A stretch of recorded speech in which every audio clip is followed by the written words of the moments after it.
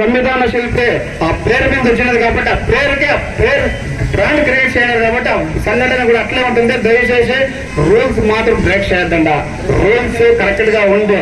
ఎవరన్నా ఏట్ వేసినారంటే ఆల్మోస్ట్ ఎంటైర్ కర్ణాటక డ్రైవర్ సంఘం మీద ఏట్ పడినట్లే దిగులు పడద్దండ. దయచేసి మీరు అంతే డ్రైవింగ్ చేసేటప్పుడు రూల్స్ అండ్ రెగ్యులేషన్స్ ఏమున్నాయి, ఫ్యామిలీ మాత్రం కంట్ల ముందు కనపడుతూనే ఉండాలా.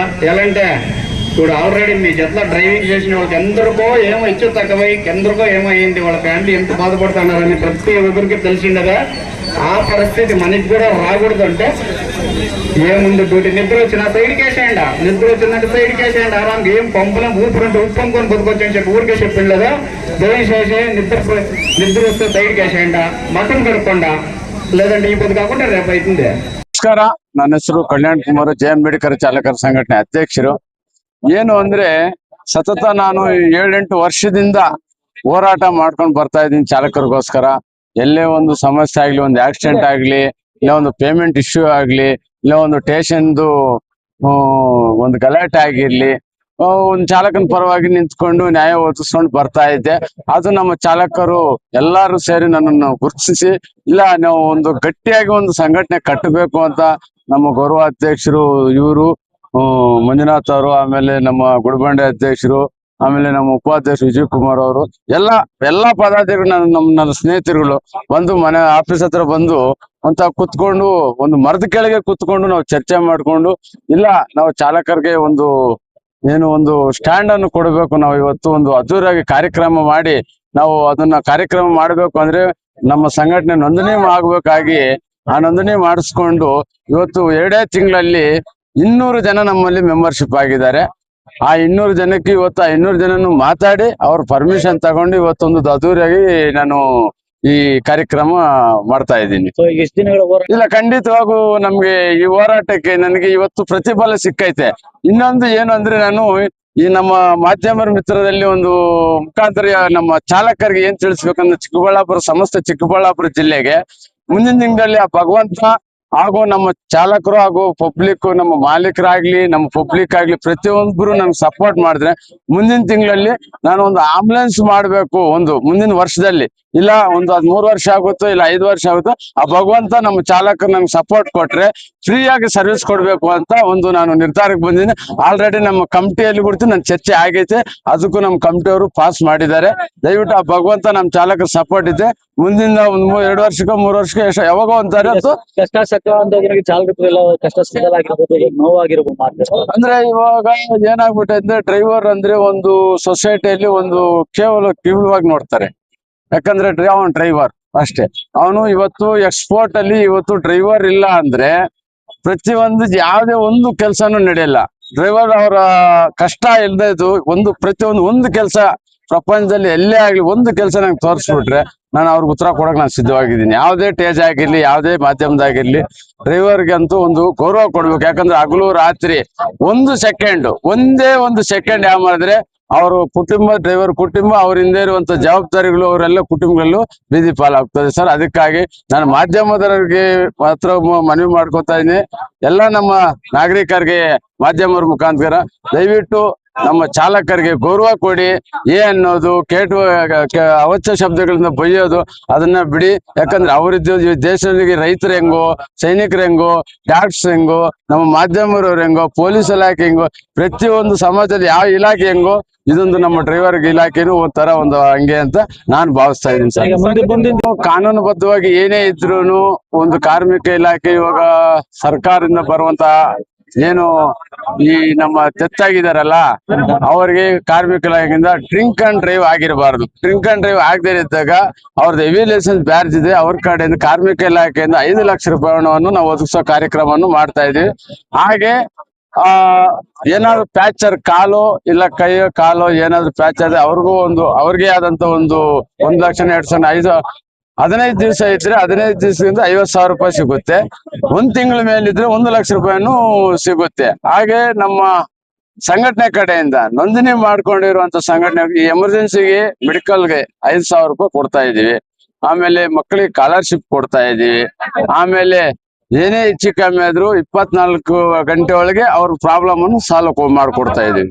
ಕಾನೂನು ಬಾಹಿರವಾಗಿ ನಡೆಸುವಂತ ಚಾಲಕರಿಗೆ ನಿಮ್ ಸಂಘದಿಂದ ಏನ್ ಹೇಳಕ್ಕೆ ಕಾನೂನು ನಾನು ಹೇಳೋ ಆಶ್ವಾಸ ಏನಂದ್ರೆ, ನೀವು ತಪ್ಪು ಮಾಡಬೇಡಿ, ಸಮಾಜಕ್ಕೆ ಒಳ್ಳೆ ಸೇವೆ ಕೊಡಿ, ಅದು ಕಾನೂನುಬದ್ಧವಾಗಿ ಏನೇ ಪ್ರಾಬ್ಲಮ್ ಇದ್ದು ನಮ್ಮ ಸಂಘಟನೆ ಬಂದು ನೋಡ್ಕೊಂತ ಆಶ್ವಾಸನೆ ಕೊಡ್ತಾ ಇದೆ ಸರ್. కష్టపడ్డా ಯಾವ టైంలో వితౌట్ డ్రైవింగ్ లో తీసుకుంటా ఇంకోటి ఎవరన్నా పని డ్రైవర్లకు రెస్పెక్ట్ లేదు. ఒకటే ఎలాంటి ఈ భూమికి సూర్యుడు ఇంత ఇంపార్టెంట్, డ్రైవర్లు కూడా ఇడీ ప్రపంచానికి కూడా అంత ఇంపార్టెంట్. ముందుకోవట్లే 100% అది అందరికీ పిల్లలంటే సంఘం స్టార్ట్ చేయన్నారు. ఇది ఎట్లా ఉండాలంటే ఏడన్నా యాక్సిడెంట్ అయిందంటే డ్రైవర్ దిగేసుకున్న బొబ్బులు పెట్టేస్తాడు. ఇంకొక ముట్టాలంటే ఇందుకు ఇంకా మన రూల్స్ అంటే లేదు, మనం పొరలేమంటే మనం నోర్మల్గా చెప్పమంటారా?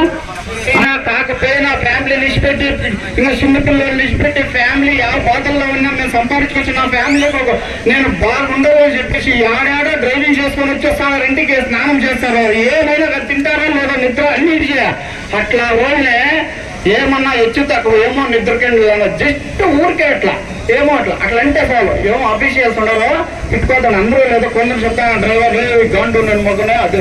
ఇంకొకసారి పద్ధతి ఇంకా చెప్తాను, ఎవరన్నా డ్రైవర్ని తిట్టే ముందు డ్రైవర్ని కొట్టే ముందు ఆలోచించంగా వేయాలంటే నా దృష్టి ఇట్లా అడ్మినిస్ట్రేషన్ గా సిద్ధ సోషల్ మీడియా ఇన్ఫ్లుయెన్సర్ అయిండొచ్చు, కానీ ఆ వీడియో కానీ లేదా వాళ్ళకి తిట్టి వచ్చిందంటే కానూరు ప్రకారం తిరిగా ఏంటికి రా అంటే డ్రైవర్నే అడ్మిట్ చేస్తాను. ఈ పద్ధతికి అడ్మినిస్ట్రేషన్ డ్రైవర్ వెనకంటే వాళ్ళ ఫ్యామిలీ కోసం ఆటగానే రెడీ ఉన్నాడు. ఇంకొకటి ఇంకొకటనా చెప్తాను, అందరూ అర్థం చేసుకోండి, దయచేసి డ్రైవర్లకే రెస్పెక్ట్ ఇవ్వండి. ఎలాంటే డ్రైవర్ అంటే నీ ఫ్యామిలీ కార్తో వెళ్ళిన డ్రైవర్ హెలికాప్టర్ సీఎం అయిన డ్రైవర్ తోలితేనే ల్యాండింగ్ అయినా. డ్రైవర్ అంటే చీప్ కాదు, డ్రైవర్ పిక్నిక్ వెళ్ళాలి ఇది కానీ కొట్టు డ్రైవర్లు వాళ్ళకి వాళ్ళే కానూను ఏమి చేయకుండా వాళ్ళకి వాళ్ళే రూట్ వేసుకోవడం. యా ఫ్యామిలీలో కష్టం వచ్చినా ఈ పొద్దు 1000 జన్మడొచ్చు, రేపు 2000, 3000, 10,000 స్టేట్ అంతా అవుతుంది టోటల్ అన్నా. యాటికన్నా పోయినా ముగ్గురు ఇచ్చేద్దా ಯಾವ స్టేట్ లో ఉన్న కేగడి కనపడిందా మనోళ్ళ ఏమన్నా హెచ్చు తక్కువైందంటే మీరు కూడా కాపాడుకోండి. ఎలాంటి ఈ ఒక్కటి అందరిలో వచ్చిందంటే ప్రతి ఒక్కరు ఫ్యామిలీకి సేఫ్. ఎలాంటి ఎవరన్నా డ్రైవర్ ఏమన్నా ఏడన్నా హెచ్చు తక్కువ ప్రాబ్లం ఉంటుంది, ఏమన్నా కొట్టే గిట్టే వస్తే 100% సేఫ్ చేయండి. ఫస్ట్ మేము డ్రైవర్లు మేము వాళ్ళేమో యాక్సిడెంట్ చేయండి పుట్టింటారా, వాళ్ళకి ఫ్యామిలీలు లేవా వాళ్ళు డ్రైవింగ్ చేస్తున్నారంటే గుర్తుకొని పైకి ఏమో ఆకస్మిక అవుతాయి, దానికంతా వేసి కొట్టేస్తే ఇంకొకటి కదా. ఈ పెద్ద సంఘటన పునాది వేసినారా ఎక్కడంటే డ్రైవర్లు మాట్లాడాలన్నా డ్రైవర్ల గురించి ఏమన్నా తప్పులన్నా ఏ టైర్లన్నా ధైర్యం ఎక్కడంటే ఒక్కటి అల్లాడిపోవాల. డ్రైవర్ ಚಾಲಕರು, ಆಟೋ ಚಾಲಕರಾಗ್ಬೋದು, ಲಾರಿ ಚಾಲಕರು, ಟಾಟಾ ಎಸಿ ಚಾಲಕರಾಗು ಅನೇಕ ರೀತಿಯ ಚಾಲಕರು ಒಗ್ಗೂಡಿ ಒಂದು ಸಂಘಟನೆಯನ್ನು ಕಟ್ಕೊಂಡು ಅದು ಕಾನೂನು ರೀತಿಯಲ್ಲಿ ರಿಜಿಸ್ಟ್ರೇಷನ್ ಮಾಡಿಕೊಂಡು ನೋಂದಣಿ ಮಾಡಿಕೊಂಡು ಇವತ್ತು ಆ ಉದ್ಘಾಟನೆ ಕಾರ್ಯಕ್ರಮ ನಮ್ಮನ್ನೆಲ್ಲ ಕರೆಸೋದಕ್ಕೆ ತಮ್ಮೆಲ್ಲರಿಗೂ ಉದ್ದೇಶವನ್ನು ಇಟ್ಕೊಂಡು ಈ ಕಾರ್ಯಕ್ರಮ ನಡೆಸ್ತಾ ಇದ್ರೆ ಅಂದ್ಬಿಟ್ಟು ನಮ್ಮ ಸರ್ಕಲ್ ಇನ್ಸ್ಪೆಕ್ಟರ್ ಸರು ಅನೇಕ ವಿಚಾರಗಳನ್ನು ತಿಳಿಸ್ಕೊಟ್ಟಿದ್ದಾರೆ. ಕಾರ್ಯಕ್ರಮ ಅನ್ನೋದಕ್ಕಿಂತ ಮುಖ್ಯವಾಗಿ ಇಲ್ಲಿ ನಿಮಗೆ ಅವೇರ್ನೆಸ್ ಕಾರ್ಯಕ್ರಮ ಥರ ಇದೆ. ತುಂಬ ವಿಚಾರಗಳನ್ನು ತಿಳಿಸ್ಕೊಟ್ರು ಸಾರ್ ಅವರು, ಮತ್ತು ಮೇಡಮ್ ಅವರು ವಿಚಾರಗಳು ತಿಳಿಸ್ಕೊಟ್ಟಿದ್ದಾರೆ. ಚಾಲಕರಿಗೆ ಮುಖ್ಯವಾಗಿ ನಿಮ್ಮದೇ ಆದಂಥ ಕುಟುಂಬಗಳಿರ್ತವೆ, ಆ ಕುಟುಂಬಗಳ ನೆನಪು ಇಟ್ಕೊಂಡೇ ನೀವು ಚಾಲನೆ ಮಾಡಬೇಕಾಗ್ತದೆ. ಯಾವುದೇ ಒಬ್ಬ ಬೈಕನಾಗಲಿ ಮತ್ತು ಆಟೋದವರಾಗಲಿ ಅವನು ಓವರ್ಟೇಕ್ ಮಾಡ್ದ ಅಂದ್ಬಿಟ್ಟು ನೀವು ಲಾರಿ ಇದೆ ನಮ್ಮ ದೊಡ್ಡ ಗಾಡಿ ಅಂದ್ಬಿಟ್ಟು ಓವರ್ಟೇಕ್ ಮಾಡೋದಾಗಲಿ ಅವ್ರನ್ನ ಬೇರೆ ರೀತಿಯಲ್ಲಿ ಇದು ಮಾಡೋದಾಗಲಿ ನೀವು ಮಾಡಬಾರ್ದು. ಯಾಕಂದರೆ ನಿಮಗೆ ಆದಂಥ ಒಂದು ಫ್ಯಾಮಿಲಿ ಇರ್ತದೆ, ಮಕ್ಕಳು ಎಜುಕೇಷನ್ ಮಕ್ಕಳು ಇರ್ತಾರೆ, ಮತ್ತು ತಂದೆ ತಾಯಿ ಇರ್ತಾರೆ. ಅವ್ರನ್ನ ಮನಗಂಡು ಅವ್ರನ್ನ ಮನಸ್ಸಿನಲ್ಲಿ ಇಟ್ಕೊಂಡೇ ನಾವು ಚಾಲನೆ ಮಾಡಬೇಕಾಗ್ತದೆ. ಇತಿಮಿತಿಯಲ್ಲೇ ನಾವು ಚಾಲನೆ ಮಾಡಬೇಕಾಗ್ತದೆ. ಆ ಚಾಲನೆ ಮಾಡುವ ಕೂಡ ಯಾವುದೇ ರೀತಿಯಲ್ಲಿ ಬೇರೆ ಪ್ರಾಣಿಗಾಗಲಿ ಮನುಷ್ಯರಿಗಾಗಲಿ ತೊಂದರೆ ಆಗದ ರೀತಿಯಲ್ಲಿ ನಾವು ಚಾಲನೆ ಮಾಡಬೇಕಾಗ್ತದೆ. ಆ ಒಂದು ನಿಟ್ಟಿನಲ್ಲಿ ನೀವೆಲ್ಲ ಚಾಲನೆ ಮಾಡ್ತೀರಾ. ಹಾಗೆಯೇ ಏನು ಈಗ ಅಂಬೇಡ್ಕರ್ ಹೆಸರಲ್ಲಿ ಇಟ್ಕೊಂಡು ನೀವು ಚಾಲಕರ ಸಂಘ ಕಟ್ಟಿದ್ದೀರಾ. ಅಂಬೇಡ್ಕರ್ ಹೆಸರಿಗೆ ಯಾವುದೇ ಕೆಟ್ಟ ಹೆಸರು ಬರದ ರೀತಿಯಲ್ಲಿ ನೀವು ನಡ್ಕೊಳ್ಬೇಕಾಗ್ತದೆ. ಯಾಕಂದರೆ ಅವ್ರು ಮಹಾನ್ ವ್ಯಕ್ತಿ, ಈ ದೇಶದ ಒಂದು ಕಂಡಂಥ ಮಹಾನ್ ವ್ಯಕ್ತಿ. ಅವರ ಹೆಸರಲ್ಲಿ ನೀವು ಸಂಘವನ್ನು ಕಟ್ಟಿದ್ದೀರಾ. ಅವರ ಹೆಸರಿಗೆ ಯಾವುದೇ ರೀತಿಯಲ್ಲಿ ರಾಜಕಾರಣ ಬೆರೆಸಬಾರ್ದು. ಇದರಲ್ಲಿ ರಾಜಕಾರಣ ರಹಿತವಾಗಿ ನೀವು ಸಂಘಟನೆ ಮುಂದುವರಿಸ್ಕೊಂಡೋದ್ರೆ ಒಳ್ಳೆ ಸಂಘಟನೆ ಬೆಳೀತದೆ. ಮತ್ತು ನಿಮ್ಮಲ್ಲೇ ಗುಂಪುಗಾರಿಕೆ ಆಗಬಾರ್ದು. ಯಾವುದೇ ಕಾರಣಕ್ಕೂ ಏನು ಇವತ್ತು ಒಮ್ಮತದಿಂದ ಯಾವ ರೀತಿಯಲ್ಲಿ ನೀವು ಸಂಘ ಕಟ್ಕೊಂಡಿದ್ದೀರಾ ಅದೇ ರೀತಿಯಾಗಿ ನೀವು ಸಂಘವನ್ನು ಬೆಳೆಸ್ಕೊಂಡು ಹೋಗಬೇಕು. ಏನು ನಿಮ್ಮ ಸಂಘದ ದೇಶ ಇರ್ತದೆ, 3 ವರ್ಷ 4 ವರ್ಷ ಇಲ್ಲ 5 ವರ್ಷ ಏನು ನಿಮ್ಮ ಇದು ಇರ್ತದೆ, ಅಧ್ಯಕ್ಷರು ಮತ್ತು ಉಪಾಧ್ಯಕ್ಷರನ್ನು ಕಾಲಕ್ರಮೇಣ ಅದು ಚೇಂಜ್ ಆಗ್ತದೆ. ಅದೇ ರೀತಿಯಾಗಿ ನೀವು ಕಾನೂನುಬದ್ಧವಾಗಿ ಚೇಂಜ್ ಮಾಡಿಕೊಂಡು ಗುಂಪುಗಾರಿಕೆ ಇಲ್ದಿರ ನೀವು ಸಂಘಟನೆ ನಡೆಸ್ಕೊಂಡು ಹೋದರೆ ಒಳ್ಳೆ ಸಂಘಟನೆ ಇರ್ತದೆ. ನೀವೆಲ್ಲ ಒಗ್ಗಟ್ಟಾಗಿದ್ದರೆ ನಿಮಗೆ ಕಾನೂನು ನಿಮ್ಮ ಪರವಾಗಿರ್ತದೆ ಮತ್ತು ಸರ್ಕಾರಗಳು ನಿಮ್ಮ ಪರವಾಗಿರ್ತದೆ. ಆ ಒಂದು ನಿಟ್ಟಿನಲ್ಲಿ ನಡೆಸ್ಕೊಂಡು ಹೋಗಬೇಕು. ಹಾಗೆಯೇ ಈಗ ಏನು ಕಾನೂನು ಈಗೆಲ್ಲ ವಾಹನ ನಿಯಮಗಳು ತುಂಬ ಕಟ್ಟುನಿಟ್ಟಾಗಿ ಜಾರಿ ಆಗ್ತಾ ಇದ್ದಾವೆ. ಆ ಕಟ್ಟುನಿಟ್ಟನ್ನು ಜಾರಿ ಆಗಿರೋಂಥ ಆ ನಿಯಮಗಳನ್ನು ನಾವು ಪಾಲನೆ ಮಾಡ್ಕೊತ ಚಾಲನೆ ಮಾಡಬೇಕು. ಅದೇ ರೀತಿಯಾಗಿ ನಮ್ಮ ಮಕ್ಕಳನ್ನು ಒಳ್ಳೆಯ ವಿದ್ಯಾಭ್ಯಾಸ ಏನೋ ಎಮರ್ಜೆನ್ಸಿ ಕೆಲಸ ಇದೆ ಅಂತ ಹೊರಟೋಗಿದ್ದಾರೆ. ನಾನು ಏನು ಹೇಳೋಕ್ಕೆ ಇಷ್ಟಪಡ್ತೀನಿ ಅಂದರೆ, ದಯವಿಟ್ಟು ಎಲ್ಲ ಡ್ರೈವರ್ಸು DL ಇಟ್ಕೊಬೇಕು. ವಿತೌಟ್ DL ಯಾರೂ ಡ್ರೈವ್ ಮಾಡಬಾರ್ದು. ಮತ್ತು ಎಲ್ಲ ವೆಹಿಕಲ್ಸ್ಗೆ ಕಂಪಲ್ಸರಿ ಇನ್ಶೂರೆನ್ಸ್ ಮಾಡಿಸಿಟ್ಕೊಳ್ಬೇಕು. ಯಾಕಂದರೆ ಇನ್ಶೂರೆನ್ಸ್ ಇಟ್ಕೊಂಡ್ರೆ ಏನಾದರೂ ಹೆಚ್ಚು ಕಡಿಮೆ ಆದರೆ ನಿಮ್ಮ ಫ್ಯಾಮಿಲೀಸ್ಗೆ ಹೆಲ್ಪ್ ಆಗುತ್ತೆ. ಮತ್ತು ವಿತೌಟ್ ಹೆಲ್ಮೆಟು ಯಾರೂ ಡ್ರೈವ್ ಮಾಡಬಾರ್ದು. ಸುಮಾರು ಜನ ಹೆಲ್ಮೆಟ್ ಇದ್ರೆ ಬರ್ತಾರೆ ಮತ್ತು ವೆಹಿಕಲ್ ಬಿಡಿ ಅಂತ ನಾನು ಕೇಳ್ತಾರೆ. ದಯವಿಟ್ಟು ವಿತೌಟ್ ಹೆಲ್ಮೆಟ್ ಯಾರೂ ಬರ್ಕೊಡ್ದು. ಮತ್ತು ನಾವು ಮುಂದಿನ ದಿನಗಳಲ್ಲಿ ಕಂಪಲ್ಸರಿ DL ಚೆಕ್ ಮಾಡ್ತೀವಿ, ವೆಹಿಕಲ್ ಇನ್ಶೂರೆನ್ಸ್ ಚೆಕ್ ಮಾಡ್ತೀವಿ. ಅಸೋಸಿಯೇಷನ್ ಇರೋದ್ರಿಂದ ನೀವು ಅಸೋಸಿಯೇಷನ್ ರೂಲ್ಸ್ನ ಕರೆಕ್ಟಾಗಿ ಫಾಲೋ ಮಾಡಬೇಕು. ಇಷ್ಟೇ ಹೇಳಿ ಮಾಡ್ತೀನಿ. ಉಪಯೋಗಿಸ್ಬೇಕಾದ್ರೆ ರಸ್ತೆ ಸುರಕ್ಷತಾ ನಿಯಮಗಳನ್ನ ನಾವು ಪಾಲನೆ ಮಾಡಬೇಕಾಗ್ತದೆ. ಅದೇ ಥರ ಚಾಲಕರಾದವರು ಕಾನೂನು ಪ್ರಕಾರವಾಗಿ ಕಡ್ಡಾಯವಾಗಿ DLನ ಹೊಂದಿರಬೇಕು. ಅವ್ರು ಓಡಿಸ್ತಕ್ಕಂಥ ವಾಹನಕ್ಕೆ ಇನ್ಶೂರೆನ್ಸ್ ಇದೆಯಾ, ಇನ್ನೊಂದಿದೆಯಾ, ಮತ್ತೊಂದಿದೆಯಾ ಅನ್ನೋದನ್ನು ಅವರು ತಿಳ್ಕೊಂಡಿರಬೇಕು. ಸಪೋಸ್ ಇಲ್ಲ ಅಂತಂದರೆ ಇನ್ಶೂರೆನ್ಸ್ನ ಇಟ್ಕೊಂಡಿರ್ಬೇಕು. ಕಾನೂನು ರೀತಿಯಲ್ಲಿ ಇನ್ನೇನು ಸ್ಪೀಡ್ ಲಿಮಿಟ್ ಇನ್ನೊಂದು ಏನಿದೆ, ನೀವು ಏನು ನಮ್ಮ ಸಂಚಾರಿ ನಿಯಮಗಳೇನಿದ್ದಾವೆ, ಸಂಚಾರಿ ನಿಯಮಗಳನ್ನ ತಪ್ಪದಂಗೆ ಪಾಲನೆ ಮಾಡಬೇಕು. ಇಷ್ಟೆಲ್ಲ ಮಾಡಿದಾಗಿಯೂ ಸಹ ಅಕಸ್ಮಾತಾಗಿ ಇವಾಗೇನು ನಾವು ಆಕ್ಸಿಡೆಂಟ್ ಅಂತ ಏನು ಕರಿತೀವಿ, ಅದು ಯಾರಿಗೂ ಉದ್ದೇಶ ಇಲ್ಲ. ಆಕ್ಸಿಡೆಂಟ್ ಮಾಡಬೇಕು ಅನ್ನೋ ಉದ್ದೇಶ ಯಾವ ಚಾಲಕರಿಗೂ ಇರೋದಿಲ್ಲ. ಅದಕ್ಕೆ ನಾವು ಅದನ್ನು ಆಕ್ಸಿಡೆಂಟ್ ಅಂತ ಕರಿತೀವಿ. ಅದು ಆಕಸ್ಮಿಕವಾಗಿ ಸಂಭವಿಸ್ಬೋದಂತ ಒಂದು ಘಟನೆ. ಸೊ ಅಂಥದ್ದೊಂದು ಸಂಭವಿಸಿದಾಗ ಯಾರೂ ಅದಕ್ಕೆ ಗಾಬರಿ ಪಡಬೇಕಾಗಿಲ್ಲ. ಯಾವಾಗ ನಿಮ್ಮ ಹತ್ರ ಎಲ್ಲ ಸರಿಯಾದ ದಾಖಲಾತಿಗಳು ಇದ್ದಾಗ, ನೀವು DL ಇಟ್ಕೊಂಡಿದ್ದೀರಿ, ನಿಮ್ಮ ಗಾಡಿಗೆ ಇನ್ಶೂರೆನ್ಸ್ ಇದೆ, ನೀವೆಲ್ಲ ಸಂಚಾರಿ ನಿಯಮಗಳನ್ನ ಪಾಲನೆ ಮಾಡಿದ್ದೀರಿ, ಒಂದು ಪಕ್ಷ ನಿಮ್ಮ ಕಡೆಯಿಂದನೇ ಏನೋ ಒಂದು ಅಚಾತುರ್ಯ ಆಗಿ ತಪ್ಪಾಗಿರ್ಬೋದು, ಅಥವಾ ಎದುರುಗಡೆಯಿಂದ ಬರೋ ವಾಹನ ಅವನು ನಿಮ್ಮ ಥರ ಚಾಲಕನೇ, ಅಥವಾ ಅವನ ಕಡೆಯಿಂದನೇ ತಪ್ಪಾಗಿರ್ಬೋದು.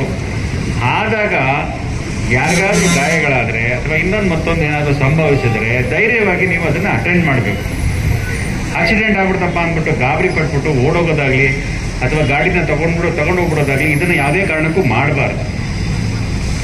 ಒಂದು ವೇಳೆ ನಿಮ್ಮ ಹತ್ರ ಈ ಏನು DL ಆಗಲಿ ಅಥವಾ ಬೇರೆ ಇನ್ಶೂರೆನ್ಸ್ ಮತ್ತೊಂದು ಗಾಡಿ ಡಾಕ್ಯುಮೆಂಟ್ಸ್ ಆಗಲಿ ಇಲ್ಲದೇ ಇದ್ದಂಥ ಪಕ್ಷದಲ್ಲೂ ಸಹ ಏನಾಗ್ತದೆ, ಇವಾಗ ಆಕ್ಸಿಡೆಂಟ್ ಆದಾಗ ಯಾರೋ ನಿಮ್ಮದೇ ತಪ್ಪಿರುತ್ತೋ, ಎದುರುಗಡೆ ತಪ್ಪಿರುತ್ತೋ, ಯಾರೋ ಒಬ್ಬರು ಅಮಾಯಕರಿಗೆ ಏನೋ ಒಂದು ಗಾಯ ಆಗಿರುತ್ತೆ. ಸರಿಯಾದ ಸಮಯದಲ್ಲಿ ಅದಕ್ಕೊಂದು ಚಿಕಿತ್ಸೆ ಸಿಕ್ಕಿದ್ರೆ ಅವರು ಗುಣ ಆಗೋದಕ್ಕೆ ಅದು ತುಂಬ ಅನುಕೂಲ ಆಗುತ್ತೆ. ಇವಾಗ ಏನು ಜನ ನಿಬಿಡವಾದ ಪ್ರದೇಶದಲ್ಲಿ ಜನವಿರೋ ಕಡೆ ಆಯಿತು ಅಂತಂದರೆ ಪರವಾಗಿಲ್ಲ, ಯಾರೋ ಒಬ್ಬರು ತೊಗೊಂಡೋಗ್ತಾರೆ. ಅದೇ ಯಾರು ಇಲ್ಲದೇ ಇರೋ ಕಡೆ ಅಂತ ಆದಾಗ ನೀವು ಚಾಲಕರು ಅದನ್ನು ಜವಾಬ್ದಾರಿ ತಗೊಂಡು ಯಾರಾದರೂ ಗಾಯಗಳಿದ್ದಾಗ ಆಸ್ಪತ್ರೆಗೆ ಸೇರಿಸಬೇಕು. ಅಲ್ಲಿಂದ ಆಕ್ಸಿಡೆಂಟು ನಾನು ಹೇಳಿದ್ನಲ್ಲ, ಇದು ಯಾವುದೇ ಉದ್ದೇಶ ಇರೋದಿಲ್ಲ, ಆಕಸ್ಮಿಕವಾಗಿ ಸಂಭವಿಸಬಾರ್ದಂಥ ಘಟನೆ ಅಂತ ಎಲ್ಲರಿಗೂ ಗೊತ್ತು, ಸಾರ್ವಜನಿಕರಿಗೂ ಗೊತ್ತಿರ್ತದೆ, ಎಲ್ಲರಿಗೂ ಗೊತ್ತಿರ್ತದೆ. ಅಂಥ ಆಕ್ಸಿಡೆಂಟ್ಗಳು ಸಂಭವಿಸ್ಬೋದು ಆದಾಗ ನಾವೇನು ಕೇಸ್ಗಳು ಮಾಡ್ತೀವಿ, ಎಲ್ಲ ಮಾಡ್ತೀವಿ, ನಾವು ಪ್ರೊಸೀಜರ್ಸ್ ಏನು ಫಾಲೋ ಮಾಡ್ತೀವಿ ಅದೆಲ್ಲ ಏನಕ್ಕೆ, ಗಾಯಾಳುಗಳಿಗೆ, ನೊಂದವ್ರಿಗೆ, ಅಕಸ್ಮಾತಾಗಿ ಏನಾದ್ರು ಮೃತಪಟ್ಟವ್ರಿಗೆ, ಅವ್ರಿಗೆ ಈ ಇನ್ಶೂರೆನ್ಸಿನ ಅನುಕೂಲಗಳು ಆಗಬೇಕು ಅನ್ನೋ ಕಾರಣಕ್ಕೇ ನಾವು ಕೇಸ್ ರಿಜಿಸ್ಟರ್ ಮಾಡಿ ಪ್ರೊಸೀಜರ್ಸ್ ಮಾಡ್ತೀವಿ. ಬಿಟ್ಟರೆ ಅವ್ರಿಗೆ ಶಿಕ್ಷೆ ಅನ್ನೋದು, ಇದರಲ್ಲಿ ಏನು ಆಕ್ಸಿಡೆಂಟ್ ಕೇಸಲ್ಲಿ ಶಿಕ್ಷೆ ಅನ್ನೋದಕ್ಕೆ ಯಾವುದೇ ಪ್ರಾಮುಖ್ಯತೆ ಇಲ್ಲ. ಸೊ ಆ ಕಾರಣದಿಂದ ನೀವೆಲ್ಲರೂ ಅರ್ಥ ಮಾಡ್ಕೊಬೇಕು ಕರೆಕ್ಟಾಗಿ.